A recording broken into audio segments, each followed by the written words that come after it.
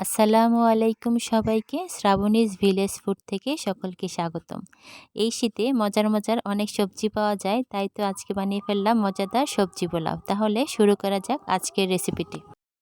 প্রথমে একটি কড়াইতে হাফ কাপ তেল দিয়ে গরম মশলা দিয়ে দেব।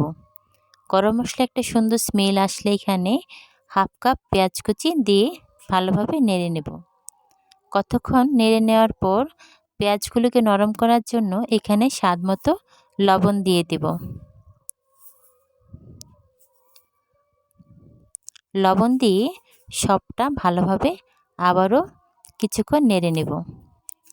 তারপর পেঁয়াজগুলো যখন একটু লাল লাল হয়ে আসবে তখন এখানে আদা ও রসুন বাটা একত্রে 4 টেবিল চামচ দিয়ে দেব। আদা রসুনের গন্ধটা চলে গেলে এখানে 1 কাপ গাজর কুচি দিয়ে দেব। গাজরটা বেশ কিছুক্ষণ ভালোভাবে নেড়ে নেব। সবজি পোলাওটাকে আরেকটু মজাদার করার জন্য এখানে 1 টেবিল চামচের মতো বিরিয়ানি মশলা দিয়ে দেব। তারপর সবটা মশলা ভালোভাবে কষানোর পর এখানে 1 কেজি মানে 4 কাপ চাল ধুয়ে পানি ঝরিয়ে রেখেছিলাম। এখন কড়াইতে এই ধোয়া চালগুলো দিয়ে দেব। তারপর এখানে পছন্দমতো সবজি আমি এখানে পেঁয়াজকলি ও মটরশুঁটি দিয়ে দেব। তবে আপনাদের ইচ্ছে মতো যে কোনো সবজি আপনারা এখানে অ্যাড করতে পারেন। সবগুলি সবজি দেওয়ার পর এখানে 4 থেকে 5 মিনিট ভালোভাবে চালগুলোকে একটু নেড়ে নেব।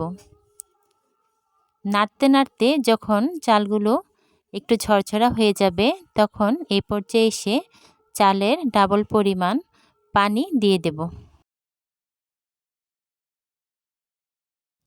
এই পর্যায়ে এসে আমরা এখানে 1 টেবিল চামচ চিনি দিয়ে দেব। চিনি দিয়ে ভালো করে নেড়ে নেব। তারপর স্বাদটা আরেকটু বেশি হওয়ার জন্য 3 টেবিল চামচ পাউডার মিল্ক দিয়ে দেব। তারপর পোলাওটা ঝরঝরে হওয়ার জন্য এখানে 2 ফালি লেবুর রস চিপে দেব। এতে করে পোলাওটা অনেক ঝরঝরে হবে। তারপর এখানে পোলাওটা 15 থেকে 20 মিনিটের জন্য ঢেকে দেব।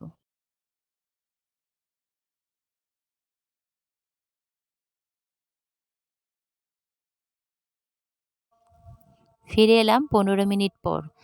ঢাকনা খুলে এখানে কিছু কাঁচামরিচ দিয়ে দেব।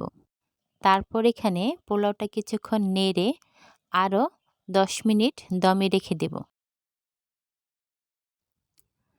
আর এই তো তৈরি হয়ে গেল আমাদের অতি মজাদার সবজি পোলাও।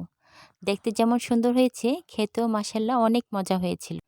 আমরা তো বানিয়ে বাড়িতে খেলাম। আপনারাও এই রেসিপি ফলো করে বাসায় ট্রাই করবেন। আল্লাহ হাফেজ।